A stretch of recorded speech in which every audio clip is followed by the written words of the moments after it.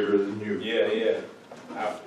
I see your panfish to my rainbow trout. One time virtually. Don't talk about you. I've caught 5-pound rainbow trout. Yeah, for sure. One time we were trolling for salmon and I brought up a little halibut, about 20 pounds, perfect to eat. And all the men on the boat were making fun of me and I said, I believe I'm the only one on the boat with a fish. And they all went, oh yeah. They're trolling kind of deep there, so maybe that's a bottom fish. Well, at least I got one. That's one that Yeah, I've been in salmon, but I like and it's edible for sure. I still like my 12 inches though. They're still taste better than the Oh big yeah, ones. they definitely taste. But the big ones are fun to pull in. Yeah, there you go. Fighting. I just let them go. It's not Self-righteous. really good. Yeah. Right now, we're in kind But I of do too, a I session. Yeah, well, last time I did, I caught a small one like this. You and I started, And I was only 12 years old when I caught it. so And take your time, just. My cousin of mine told me I didn't have to clean it, I didn't have to, skin it. All you got, All I away have from all to the do- ugly stuff. No, she got away from the good stuff, the fun. Because half the fun's clean. Well, no, you do like a blue catfish, they are fun to skin. Catfish really don't have to skin. Well, the blue cat, you ever caught a blue cat? No. California. Huh? It's California. And if you want a good fight, they give you a heck of a good fight. Cool. We're constantly, with the director, we're doing inside.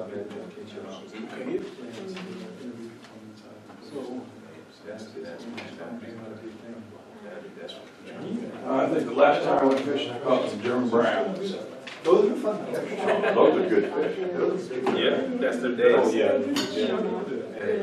I haven't done fishing for 20 years. It's hard to get in the morning, you go to rehab. You get that done. And that's where you got to reach. Okay, I think we got, this might be us. We're the only non-Catholics that you guys are. Okay, so we can just kind of get started. This is pretty much a free, open kind of space. We did it at the last minute because we had this gap of time. But we can pretty much talk about anything. I thought since Ronald's plane isn't until early this afternoon, that I'd ask him to come in and kind of just continue the discussion. I would use it as a way to pick his brain or our brain about what we're doing and how we're working together. Some of the people that are here are already on my staff, so they know we've got a good wealth of resources here. I will make a pitch that Ronald and I went to Siki yesterday for like a resource fair. And one of the things that we're proudest of what we're doing now at our office is I promised Tim Lay that I'd pick up everybody who needed a ride from prison. And it's becoming, we're getting more and more requests. And I find myself saying more times than I can remember, yes, we'll pick you up. And Ronald saying, yeah, call this guy, he'll pick you up. And we said it to a lot of people. And so I think I look over to our volunteer base, and I think it's maybe 10, and we could probably use 20 more people. So I think if anything you hear from me is, as you go forward, is talking to people about coming to the office. The story I tell, it was a lady here last night named Donna, who I met on the airplane, and we were delayed, and we had to land on a bit refueled. And we started talking, and she's retired, she didn't know what to do, and we started talking about what I do, and I said, hey, we can do some help. And she's going to be kind of one of my best volunteers now. So that's the kind of people. And I saw it click with her last week when we went to South Boise, the women's facility, and picked somebody up. And she said, man, I love this. And my deal with her was, look, whenever you feel comfortable, you let me know. And we'd walked out of the place, she says, okay, I'm all in. I'll take her to PNP, I'll take her to Northland. So that was real quick. And it happened, or I just watched her. I watched it in her head. It just clicked, and she said, oh, this is cool. I like this. Do the drivers have to go through that as IGOC training? No, they do not. Just have to work with us.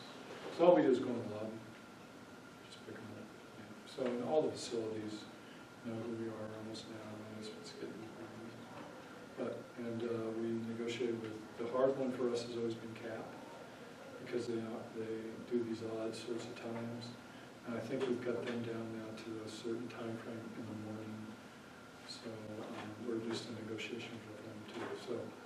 we're gonna be responsible for all of it, and that's the exciting thing. So, James, who is in church now, we're gonna put together like a volunteer packet. So if you wanna grab one of these, they're up the front, they're here too. So we're actively looking for people who want to be volunteers now. And I think what I would suggest is, we're there 9 to 12 for the most part. I tend to be the one that's gone if other things drag me away, but Cindy's always there, Jim's always there, and Paul's always there, and James is always there. So just come by and see what it's like there in the morning. Don is there too. So just come by and see what it's like, and if you like it, we'll take you out on a visit. And one of us will take you on a visit, and encourage other people.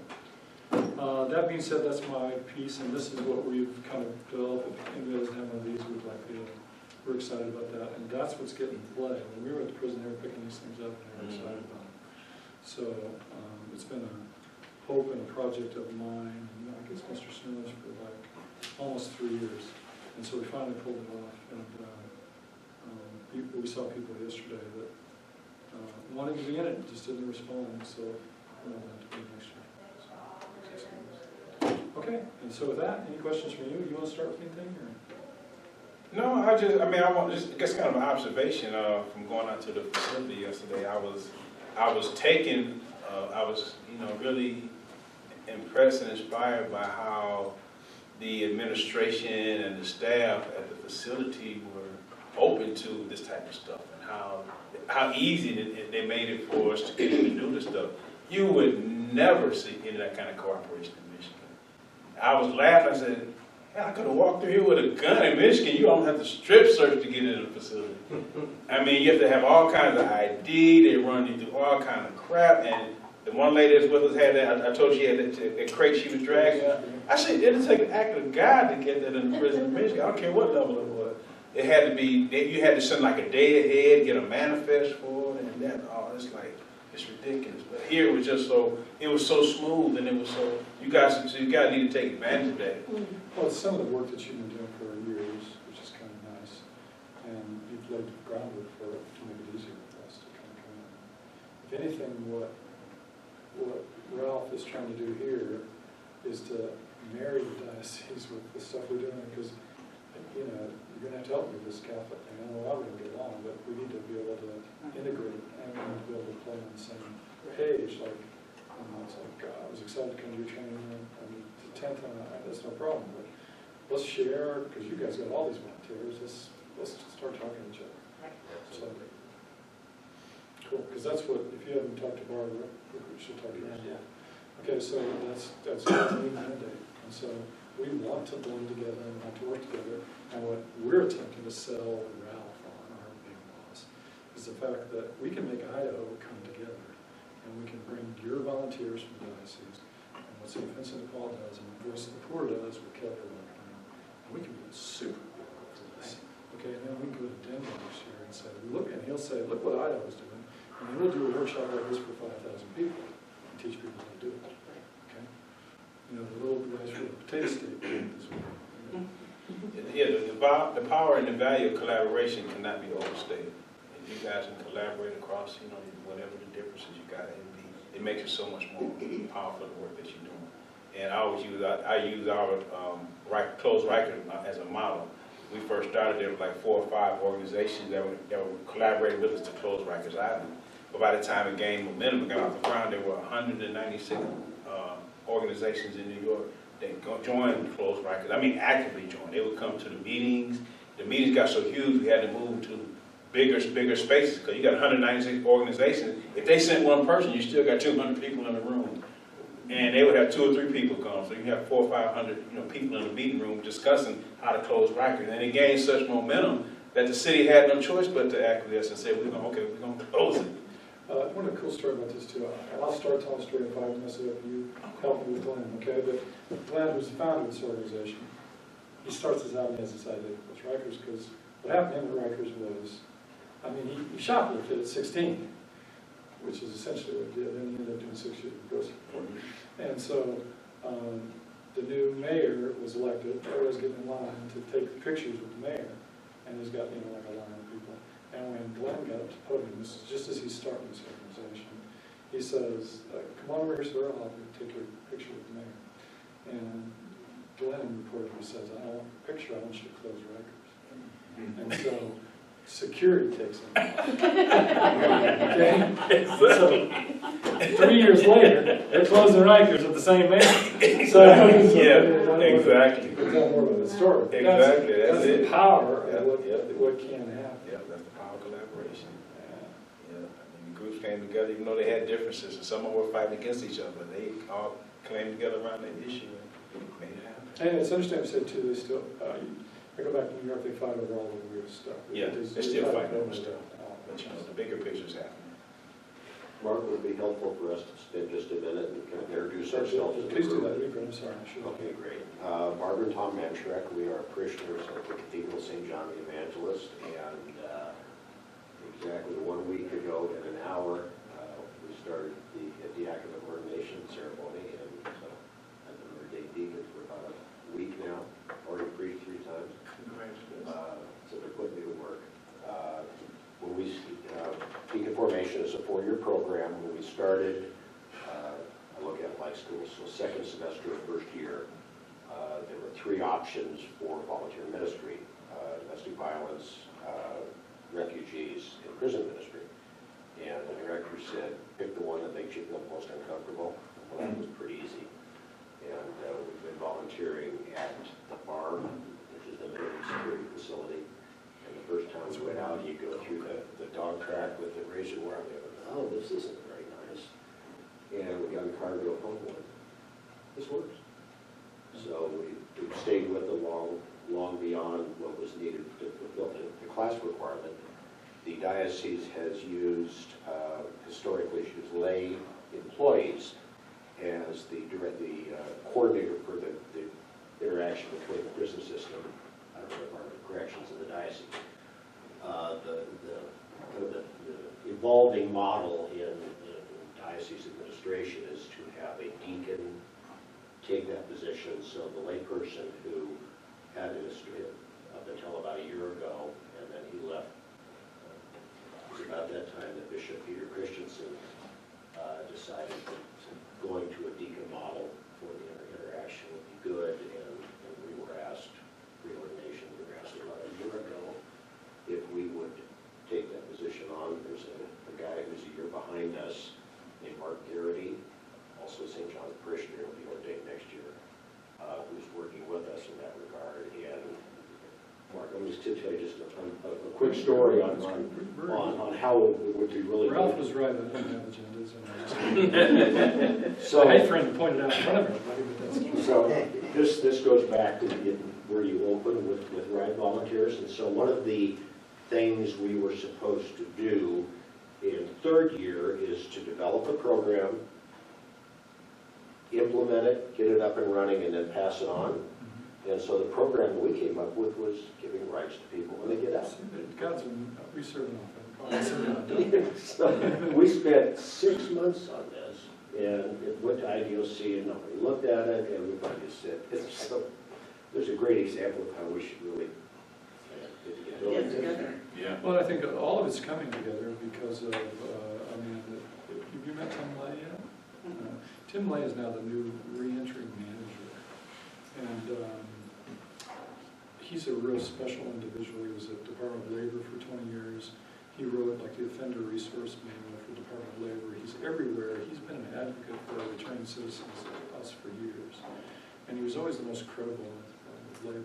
And then the department decided they needed a new reentry manager. And it's a very prestigious, it's right up there. Director Atencio was here yesterday, and it's the office next to his, is what it is. And so everybody in the department wanted it, including names that you would know, if I said them out loud, everybody wanted it. And Tim applied for it from the Department of Labor. And there was some quirk in the application. Yeah, he didn't actually qualify. He didn't qualify. Because he hadn't actually been an IDOC or something before, even though he'd worked with them. Yeah. So they changed that format so that he would qualify. They went through one screening, and then they couldn't get Tim in, so they opened it up again under the new screening. So all these people came in. And so in the end, it took almost 9 months, but he got the job. So Tim is a very strong Christian. Tim lives that way. Tim has an energy that is unbelievable in terms of how he approaches all this. And he will be a strong partner of ours. Now, the first thing he came to us with, second thing he came to us with, was, Mark, I want to run a bus, and I want to hire somebody, and I want you to pick everybody up. And I said, or your organization. I said, that's crazy. I mean, you know what these people, what we need when we walk out of incarceration is not get on a bus and go in and look at a plexiglass plate and push a button and call somebody. We need a human being who says, how are you doing? Listens to what you say, and then takes them to our office, at least where we run the voucher group, for some clothes, and listens to what they say, and then directs them on down the road. Not to fix anything on them, and with the exception of Cindy, everybody in my office has been incarcerated. So they see a face, and we've got pictures up all over the wall, people have always been incarcerated. You know, they come in and they go, wow, okay, I'm home. And then we send them on down the road to those things, and then we offer them a place to come back to. So that's what we've agreed to do, and we're going to work on to make that happen. And we are working on it with the support of my agency as well as another group called Serving USA and another group called Simpson-Bey. So it's a combination effort, and it should include everything. Yeah.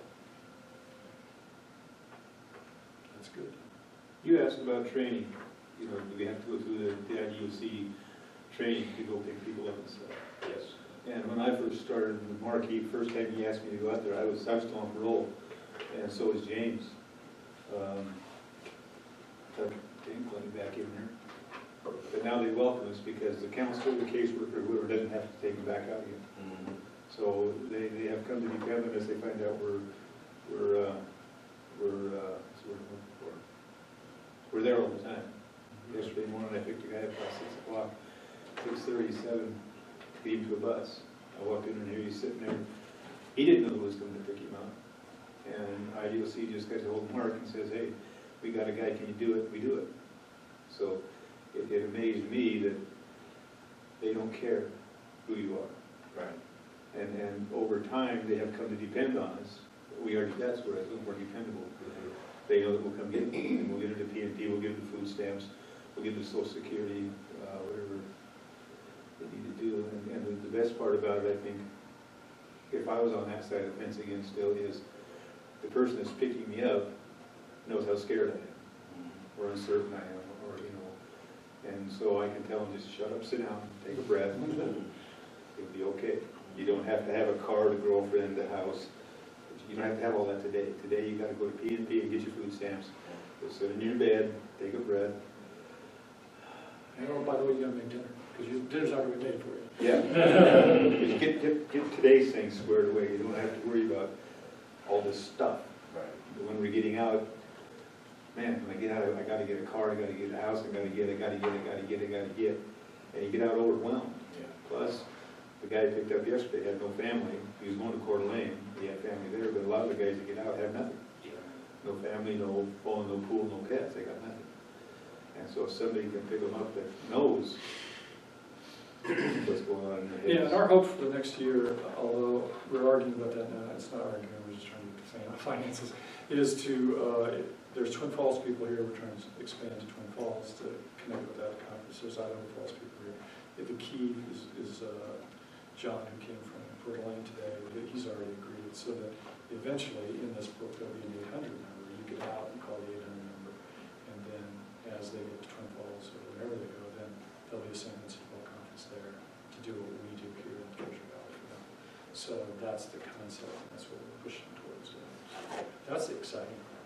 It's just fantastic, and it works so much better if you have your guys involved too, so that we make Ralph look like a hero, we make the bishop look like a hero, and everybody looks like we're all working together.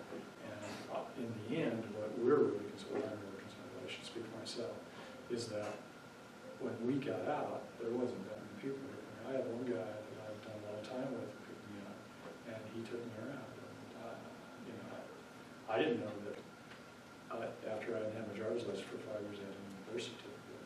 So here I am, an old dude, trying to find my birth certificate, and it took 3 months. But he took me around from place to place to go. So I had that, but a lot of these guys don't. They don't. And a lot of these guys are getting out with grips at time. Yeah. Grips at time. That's that's one of the things Tim wants to change, that his people working for him will be helping them get their IDs and stuff before they're released. Yeah. It's gonna be happening down the road, but But they're not doing that now? they No. haven't been, so he's gonna be changing that. Cap does. Cap does get you a ID and social security card before you get out. And some sick guys, because some sick guys, because they're out to be able to go out and they go to DMV. Some of the sick.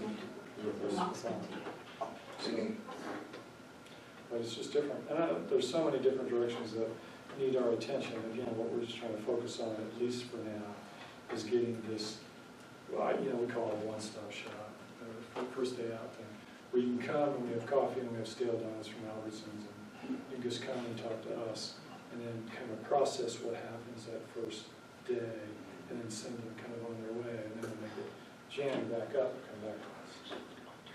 It's so incredibly important.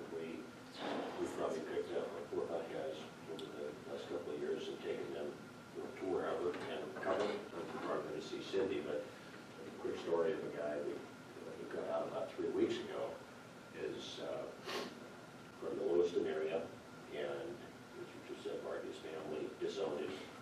And so we met him at the bus to just be there and pray with him and things like that. And so it was like the scene out of the Blues Brothers. The bus leaves at like 7:05, and this black car pulls up in front of the bus station at like 6:55, and the back door opens. This guy's a very small, slight little guy. This other inmate has these 2 boxes about the size of a case of beer, and his lunch sack, which is the entirety of his working possessions. So we play with him and whatnot.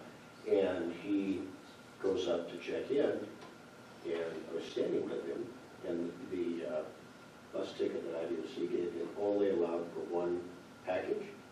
So he would have, had we or somebody like us not been there and paid $15, he would have been out 3 hours, been faced with the decision of which half of my worldly possessions am I going to leave here. And when we got to Lewiston, somebody was supposed to pick him up to go to, it was like Sunshine or Sunrise or Halfway House. In any event, so he walked 5 miles. Oh. So that was his first day off. The other, there's always, I'm a story person, so make me shut up for a minute too. But the other one that was graphic for me was somebody that you'd gotten to know over the phone, didn't believe I'd really be there to pick him up. And so we picked him up, and he got on the same bus that you got on, and he went all the way to Coeur d'Alene. And he said, I left him there because he was okay, and I figured once he's, and I went outside, and he called me later today, and he said, I almost missed my bus. And I said, how? He goes, I went to the door to go to the buses out, and I stood there and I kept standing there, and I kept calling the bus, and finally the guy comes over, aren't you going to get on that bus? He was waiting for the door to open, because he has been so used to standing in front of the closed door for so many years, that he didn't know that he could just push on the door and go out, because he'd been so institutionalized. He goes, I go, is it okay if I tell that story? He goes, no. He goes, I called you just to touch you could do that. Wow. But that's the way we get conditions. You stood in front of that door waiting for it to open. You didn't know you could just push out and walk out. See, a lot of us don't understand that. We don't visualize any of that at all. Well, and I think It'd that's... be on the outside. Yeah, no, that's Ron alluded to it, it's trauma. What you go through, incarceration is trauma. Yeah. It's like you've been in a major car wreck, or you've been assaulted, or you've been sexually attacked. It is that. And so there's an equilibrium in terms of fight or flight that you've got to come down from. And I always use the equation, it's like, none of you don't likely know what it's like to go 7 years without going to the bathroom with the door closed. I mean, that's a pretty big deal. We get in the car and I said, we're going to go to my office and you can go to the bathroom and close the door. That's a big deal. It's uncomfortable at first. Like, I I can close the door, I'm supposed to have the door. Really? Yeah. Really? Or you've had people tell me, he'll come to his wife and say, his wife will say, why do you keep flushing the toilet? Because you keep flushing the toilet. Flushing the toilet is an automatic kind of thing in prison where she just goes, just flush the toilet and you're done. It's the different things that we know that were just ingrained in us from incarceration.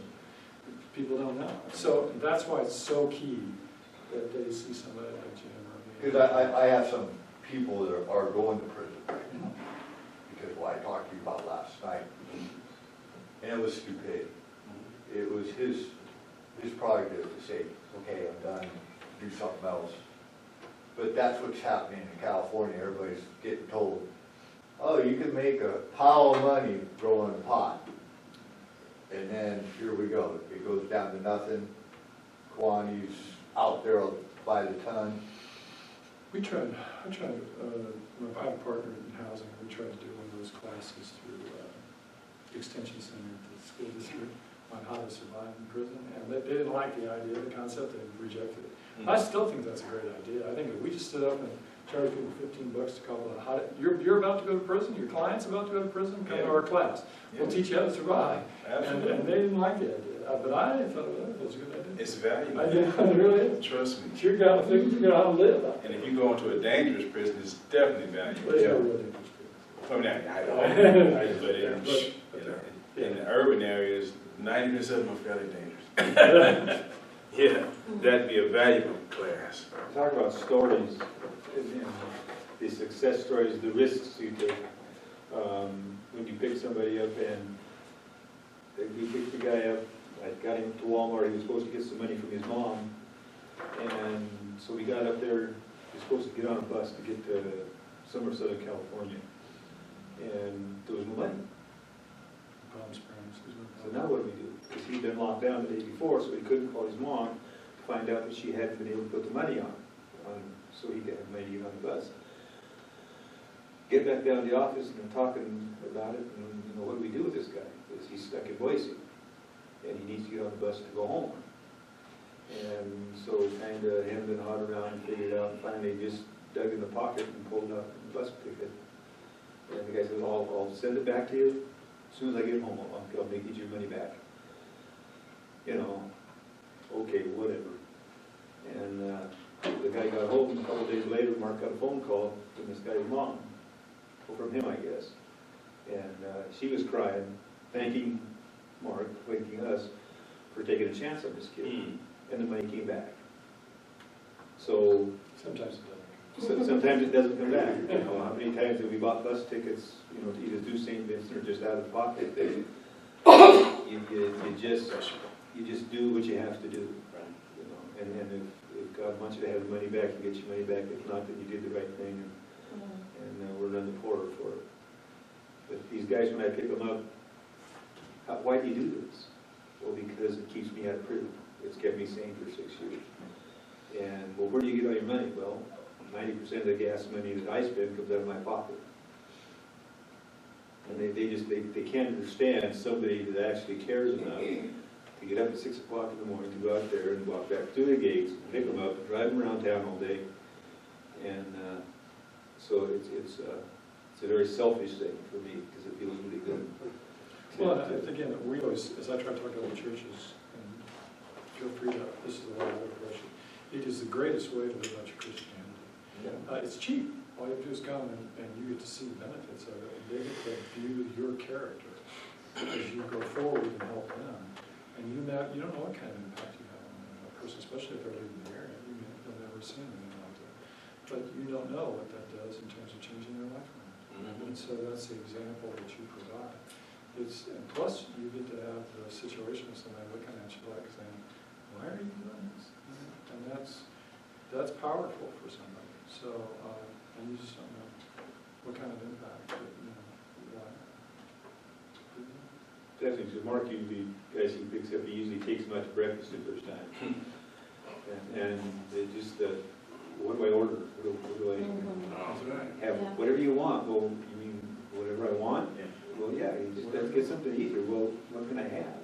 And you just about have to shake them. Yeah, give them an order. Whatever you want. We got a nice routine. I got a lady that works at Eddie's over on who's building the system. And she's a 6 number. She's a sweetie. And I keep trying to get her involved in some of this. Haven't quite done it yet. But she comes and just jokes with them last week and says, oh, you were thinking, just get out. And starts talking about Keefy coffee and stuff like that. So, she's good. So it's kind of it decomposes everything. What's the 6 number? Yeah, different numbers, but like he's a 1 number. I got a 1-9. I'm a 7. They're up to 130,000. I got my 19404 number in about 1983. and state of Idaho goes up to 130,000 now. I go pretty slow, cause I have my number 18446 and 85, and Michigan, they're over 1 million now. Really? Yeah, What is it? they over, I know last time I checked, a year or so ago, it was 990-something thousand. So I know they've gone into a million by now. California starts with a letter and then a 5-digit number, and it's gone up to 7 now. But I have a C number and an E number. I know they're on A, B, and then there's 5 numbers. Wow. In California, so it's just like Tears. yeah. So but that's here. That's the way we judge. Yeah, when I heard you say six, I was just making Six sure. number meant that she fell in like 2002. Yeah, or okay, 2003. I get it, yeah, okay. But you keep your number in Idaho always. You never. Yeah, Michigan you the don't- same way. But isn't that one in California? Once you complete your parole in California, they give you a ring number. Oh, really? Yeah, you do. No, Michigan, keep it for life. I do here too. If Idaho gives you license plate for life and your AUC number for life. I got a question for Tom. Yes, sir. So, your training as a deacon, I mean, it's kind of geared toward, you're signing up for service, right? Yes, exactly. And so what is that? Because I'm really keenly interested in leadership development. My wife and I led for a couple of years, we led a ministry called Celebrate Recovery, some of you may have heard of. And we discovered through that we were terrible leaders. Sacred Heart. Sacred Heart. We were terrible leaders. I mean, we got the hell beat out of us. Did you go off on that way? Is that what you want? No, man, we just didn't know anything about leadership. Oh, okay. And so we blew when we signed up, we had a team under us, and we blew them out of the water, they all quit. And then we put another team together, and we blew them out of the water, and they all quit, and so we ended up leading the thing ourselves. So out of that, and because our church was involved in this thing called the Global Leadership Summit, we decided we need to become students of leadership. So I'm just curious what the deacon training involves, because that's a pretty serious program. 3 years? 4 years. Ooh. Cow. So you get a BA in deaconship? I think maybe this is BS. I just thought of that right before you said it. And I thought, that's No, not it's a great appropriate. question, and thank you for asking. So just very briefly, in Acts chapter 7, there's a discussion by Luke about the apostles being in Greece and some of the Greeks, the Hellenists, coming to the apostles and saying, you don't have time to take care of the poor, the widows, the imprisoned, the disenfranchised. And so the apostles found 7 good men tried and true. Full of the Holy Spirit. Yes, so St. Stephen is in this passage, and those 7 men were the first ordained deacons, not priests. You know, I can't hear confessions, I can't do funeral masses, can do weddings, funerals, those things that are not mass. But in any event, so the 4-year academic, it's academic training and practical training. The academic training is you spend a year in a deep dive into the Old Testament and New Testament. We have had classes in Catholic social teaching, and lots of other things. Greek and Hebrew? I'm sorry? Greek and Hebrew? No, I can speak a little Yiddish, but that's not even close to reading Hebrew. So, but the ministry of the diaconate, in fact, the motto is, there's a cross with a sash that goes across it says, together we serve. And so, particularly with the priest shortage that we have in this diocese and literally everywhere else in the country, deacons are being asked, much like this ministry that we've accepted with the diocese for prison ministry. That's a position that maybe 50 years ago a priest may have had. And so the church is looking at those of us who are called and trained for service to see what our charisms are. And for whatever reason, the prison ministry speaks to us. And there's a guy in our class who's very newly ordained, very interested in refugee integration. That speaks to him. He's going to be very good at it. So it's service to the people. Yeah, that's amazing, and I just want to say that, I admire that. I mean, it sounds like the Catholic Church is evolving and understanding that it's important to get the laity involved. And as Protestants, we're terrible at that, I have to say. most churches I've been involved in. I mean, my wife and I are hand raisers, you know, and especially me. We call it helium, yeah. Yeah, exactly. And I mean, if you're not careful, you know, you sign up for too much and then you get burned out and then, you know, things can go sideways. But you know, we're just not, we've been in, this is the second church we've been in now. We've stayed in one church, you know, once we got married for, you know, 13 years. And, you know, they knew that we could be counted on, but we were never invited into the circle and said, look, let us invest in you, let us, you know, to a certain degree, but not, you know, there wasn't the emphasis on leadership and on helping to produce leaders who would reproduce themselves, you know, and who learned leadership principles. We got thrown in this thing and we learned by fire, you know. And so I'm wondering, where are all your leaders going, you know? Our leaders were, I mean, like Mark is graduating from this year's class. Right back to where we And right back, because our motto is to invest in the leadership of others by expanding their capacity to do what they're already doing. Right. You know, Mark is doing an amazing job here on the ground with Rich, and we're trying to invest in him to be able to do a better job. Right. Because we don't have to reinvent the wheel, because leaders are leaders, and people like yourself want to do the work. And it's our organization and other organizations that understand leadership will invest, like I said, so you don't have to learn trial by fire. And we point out, you know, point out things that help them keep that lead. You know, I think too, it's interesting since I've been hanging around with these guys, how he posts these jobs, and I keep thinking, like the one for Sacramento came up, I go, man, that is a lot of money.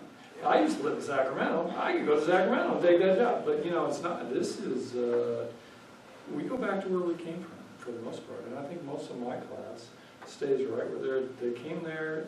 We can went back there so that they'd make us better people, better leaders, and it would be more effective in our community. So, but it does open up tremendous amounts of opportunities. Yeah, we give them opportunities to even find others. If some people want to make changes, and you know, I'm in the position where I'm on a lot of HR people's Rolodex, and they send me jobs. I'm not talking about manual labor jobs. I'm talking about executive director position jobs, and sitting on boards for funders and stuff for universities, and these are high-performing jobs. A lot of our leaders, they apply and take them. They move across the country to take some of these jobs. Does it cost money to go to your program, or? No, but it's through competitive application. You know, it doesn't cost anything. Okay. You know, we invest. That's our investment into you as a leader. Right. Once if you make the quality, if you qualify, and you make the cut of all the people that's applying, we invest in you. We pay for your travel to come to New York, pay for your hotel, we feed you. And we do it on weekends, so to interfere with your job. The only requirement is that you've been incarcerated. Yep, that's the only requirement. We're one of the few people that you have to have a record to get in our program. Sorry, I didn't get caught. Well, hey, yeah, that's it. We have a lot of people that shouldn't have family members that are caught up in the system that try to get in the program, but we try to create space for people that have been directly impacted, because that's not a space that's been available to us in the past. So we are very intentional about that. Awesome. Thank you. That probably works better for you, doesn't it? I don't know if it works better or worse, but it serves a purpose. You know, we believe in being servants as well. We try to serve the people that are disadvantaged and don't have opportunity. You know, our motto is those closest to the problem are closest to the solution, but furthest away from resources and opportunities. Yeah, I think the opposite. Right on. Glenn could have started this organization and brought in people and tried to affect change for himself. But Right. he chose to invest in people like me. Exactly. Not Ronald. Yeah. Well, He'd then, been incarcerated and sent him back out. Exactly. And he took the money that he's raised, which is a tremendous amount of money, to be honest with you. It's surprising when you go back to New York, all this money to come in. And he puts that into the organization and trains us Yep. to go back out and do what we do. It's a my hat's unbelievable off to you. concept. My hat's off to you, but Thank you. Well, we're hopefully maybe we'll get Glenn out here to help us with some stuff. So I'm working on it. We're working on it. Gotta get him. We're working on it. Definitely. Well, that's like with Paul, when he came in and talked to you, Mark, and you hired him right on the spot, that surprised him, because he wasn't expecting to, Nope. he was expecting to get turned away We gotta because get it's Paul to fine. stop, what he leads with, I wanted, but he needs to not lead with that, we know other situations. But that, what he led with and what he leads with most of the time is exactly what we wanted. So that was perfect, but yeah. And as Paul gets better at what he does, then he can do anything he wants to do. It's like anybody else that hangs around me. I don't want to lose my guys, but they're talented and they'll go on and do some other things at some point in time too, because we don't pay them that much.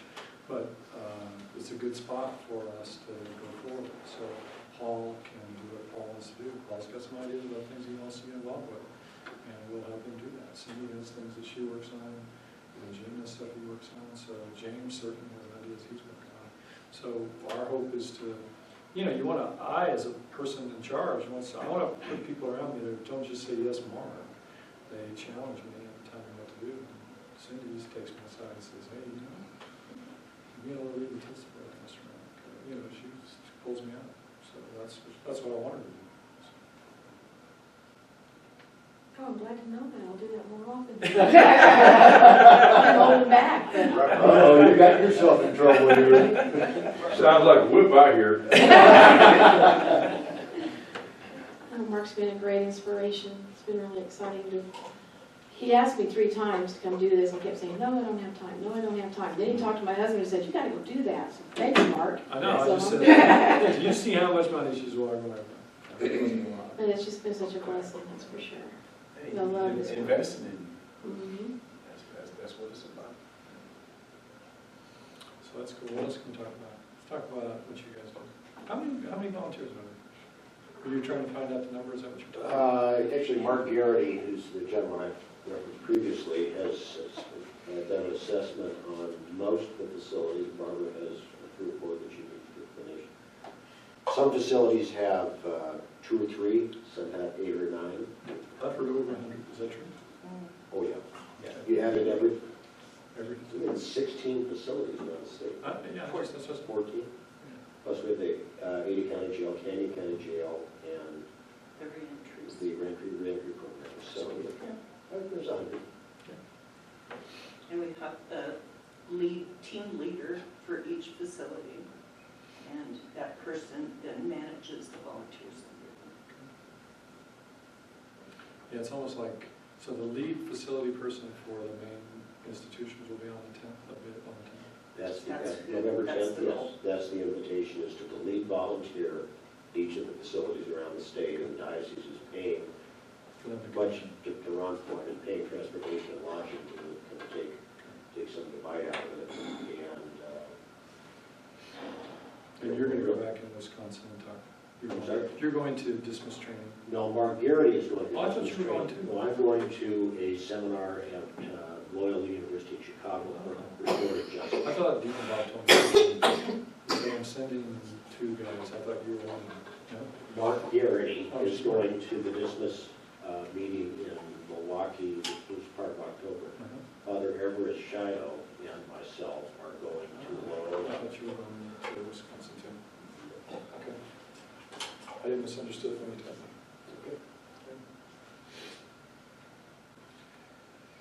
Anything else pressing or exciting? I'd like to know, are you a Detroit Lions fan? If so, how do you justify that? Well, I am, and I just forgot I was born and raised in Michigan. Okay, let's bring it up. I'm No, just kidding. a hometown hero. I'm a hometown supporter. I mean, I love Michigan That's State, cool. love the Lions, the Tigers, And the Bears? Boom, The Bears are in Chicago. Yes. I know, I just, she was doing I know. this once. I always tease that the Lions haven't won a championship since the year I was born, 1957. So, Oh. and I hope they hurry up because I don't have 60 more years. Well, look what happened last year. Anything's possible. Well, Yeah. they're 2-1 right now. I haven't been keeping up this year. I'm just so crazy. Yeah, it's hard, isn't it? They got close a few times. Yeah, oh yeah, they've gotten close. Well, with Stafford on their team, I think they'll make it this year. They should have kept Kellen Moore. They should have kept Kellen. There you go. Yeah. No, Kellen Moore wanted away from So Detroit. you know you can download apps on your phone and watch on the airplane, watch the big games and stuff. Yeah, on the They airplane, beat Green Bay. I'm busy sleeping on the Oh, airplane. yeah. That's I travel all the time, so I know you do. when I get to plane, people, how you sleep on planes? Trust me, I sleep well. Yeah, I know. Especially with all the Dramamine I take. Dramamine, Do you? that knocks me out. Pull my ski hat over my eye. I'm out. Okay, anything else?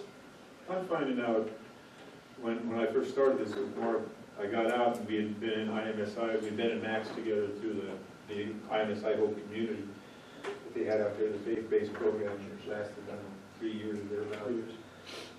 And when I got out, I started going to our Victory Over Sin meetings, and then started doing this. And I thought we were just this little group of people that were doing this. And now all of a sudden I'm realizing that there's 100 people on your end, and you've got a bunch of people. And so if we put this whole thing together, we can change Rikers Island. Yes, We absolutely. really can. Yeah, we can change the system here in Idaho. They want to build a $500 million prison. They sent another 170, the guy I picked up yesterday morning, and 170 people are going out of state because Idaho didn't have room for them.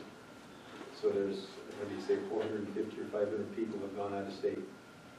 Yeah, but I mean, what are they convicted of? You know, minor drug crimes and Well, stuff that, yeah. that don't need to be criminalized? That's part of the problem. Yeah. Over-criminalization, number one, and number two, I mean, you guys, they talking about building a $500 million prison. Somebody should come up with like an alternative plan, what could be done with that money. Yeah. Well, I think the thing, I contend this, and I sit next to Director Tensio last night as he was listening to some of the questions, and he's getting broader shoulders in terms of how to answer that. But I would contend, until he corrects me, that he wants us to do what we do. Okay, he can't do it, because he's the head of the department. And all we want to do is a place at the table to start talking about that kind of stuff. And I think we're getting closer and closer to that. Like when Jim first got out and started helping me, I was talking about doing this on a statewide level then, and so we're doing it now. And so, I mean, I'm talking to you about it, including Idaho Falls and Twin Falls and Coeur d'Alene. It's not approved yet, but if I keep talking about it, it's going to happen. So you just got to keep talking about it and say it's going to happen. And it comes to fruition over time. It's just you keep talking about it and people say, oh yeah, let's do that. I mean, we're talking about now moving our office over next to where the new reentry guys are going to be from the PNP's moving the reentry. Tim Lay's group of about 6 POs to a new location, and there's space next to it.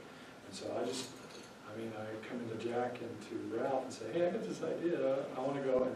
And every time they see me, it's like, okay, what do you want now? Okay. It's like, I want to go right next to him, okay? And that's where we need to be. And so, I mean, when Big Ralph here, I'll be with him this afternoon. I said, I need enough money to pay the rent there so I can be right next to them. So you just got to keep envisioning what we're doing, and we can do it. I think we need to work together. Because you have more powerful ways. And you do that, and Cindy, I, and Wayne, we'll pull the proudest and saying get volunteers that way, and we'll get them in. We'll just do it all together. We got to work together. Yeah, we agree with that 100%. Got to work together. And I think we'll see the mutual aspect. I mean, the reentry conference works. We've got 2 LDS people on there on our reentry conference. Okay? And I mean, those 2 are the sweetest people in the world. I hope they're in heaven. Okay, but I mean, the Bible I read doesn't say they are, but I hope they are, because they're the sweetest people in the world, but they're great. So this is an eclectic kind of group, that reentry group. And so, yeah, it can work. We can make this all work. So. Cindy's going to get all our lunch. Cindy's well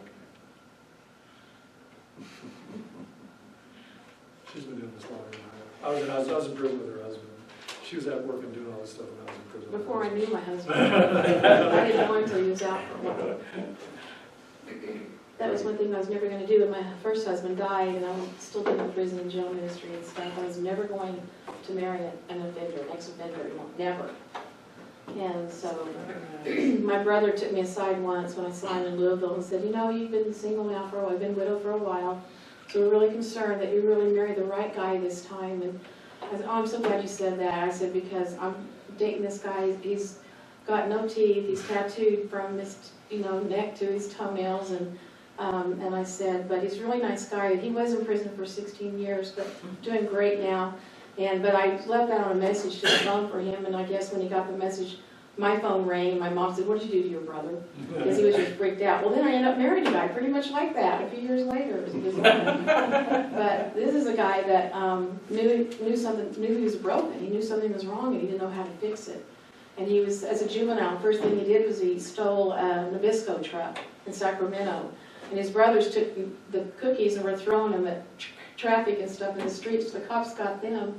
One lady's on the phone to Fred's sister and said, a fig Newton just hit the phone booth and sliding down, you know, and so the mom gets a call, the boys are down at the jailhouse, and so she had to go pick them up because they were younger.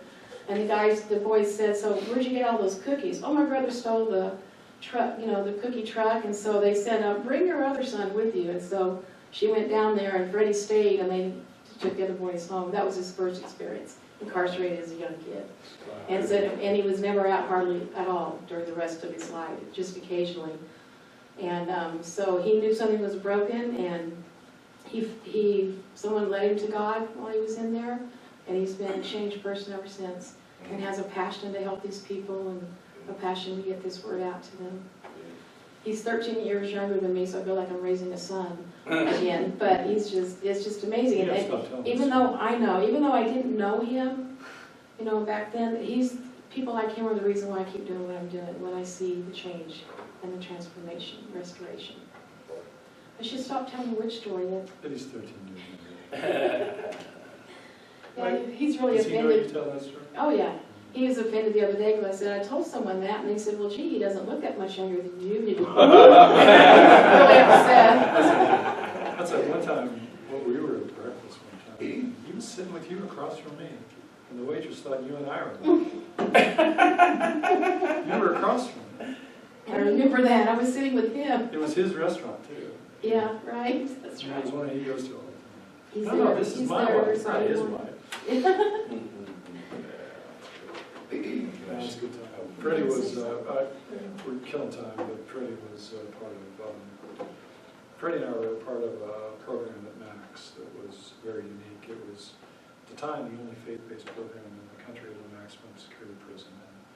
And 36 of us moved out to G Block from Max out there in the desert. And Freddie and I were two of the first people who moved in there. So we moved in first step. And Freddie got out kind of quick, but as soon as we got Mr. Snow and we got some other people come along after, it was a therapeutic-based model experiment that the state did from 2006 to 2009, and it was real powerful. That's why the goofy name of my organization is I Am the South Hope Community Phase 2, because it was called Hope Community. It has the ramifications still. We were at prison, people still know it, staff still know it, and that was over in 2009. So we try to keep it alive and think that the state should do it again. It was a good program. Volunteers from all over the valley came out to mentor to us. I'm trying to think of Deacon. Remember Deacon's name? It wasn't Joe, was it? No, it wasn't Deacon Joe. Deacon. We didn't, the monster. Dick. Somebody. Minor? I was Canada, so. Deacon Dick Reed or something. He came out. Catholics came out. Everybody came out. Good. And then it kind of took off at one point in time when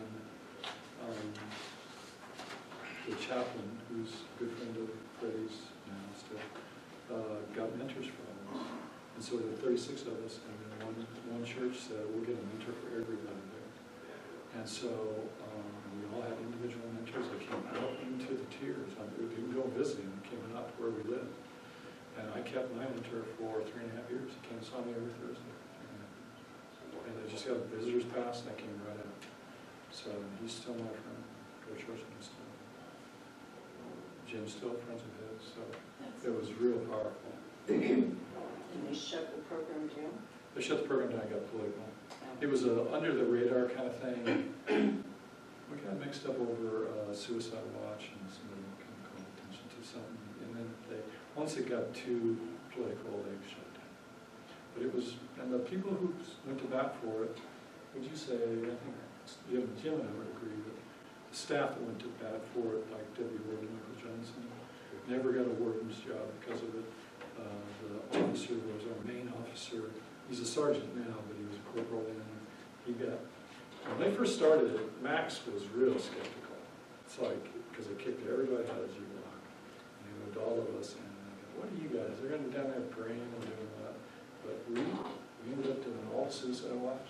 We were the dog program, we were workers. Fed up. We won staff over after a time and said, these guys are different. We didn't get along all the time. We fought kind of like cats and dogs. Yeah. But we were committed to changing our life.